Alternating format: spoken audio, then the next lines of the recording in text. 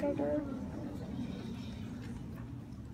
am 4 years old and I am in preschool.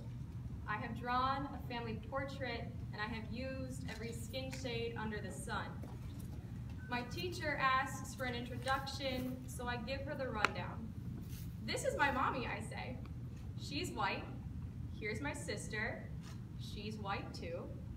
There's my dad. He's brown. And you can guess where this is going. There's me.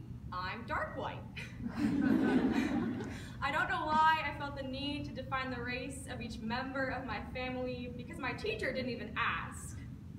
Maybe it's the way people look at us in the grocery store, or the way families like us aren't on TV, or the way people ask my mother where she adopted me from. My uterus, she says.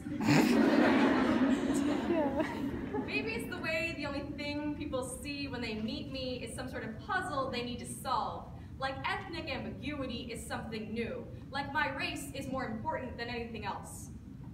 Regardless, it became instinct to explain. Even from a young age, I knew that my pale skin and diverse background perplexed them, and it was my responsibility to justify what little melanin I do have, even if it was as simple as dark white. I'm 13 years old. It is the 8th grade, the first day of school, and we have a new teacher. She runs down the attendance sheet, identifying her pupils with a scan across the room as she dictates names. She stops at 9. Her tongue trips over the syllables and slips on the vowels, skidding and bumping until she reaches the end. This word does not fit in her mouth. It spills off her tongue like poison. She spits it out as if it has left a sour taste on her lips. She looks at me and her eyes narrow. As she finishes the list, she informs me and 2 of my black classmates that she will be changing our names. She tells us she does not like them. That's not normal, she says. I will not call you that, she says. That's not American, she says to me. She renames me Diane, and for the rest of the week, she calls on me to answer questions using this identifier that does not identify me. I go home to my mother and tell her of this woman. I tell my mother, my white mother, who named me with my Indian father, of this woman. My mother, who chose a name to represent her child and where her child came from, to symbolize her roots and her heritage, the ancestry and the story behind her people. My story, my people.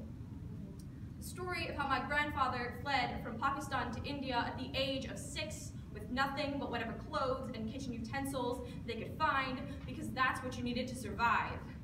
The story of how that man built a life for himself and raised his children, putting them through school, and then sent his only son, my father, to America so that he could learn from the best teachers possible and become a doctor who would save children's lives.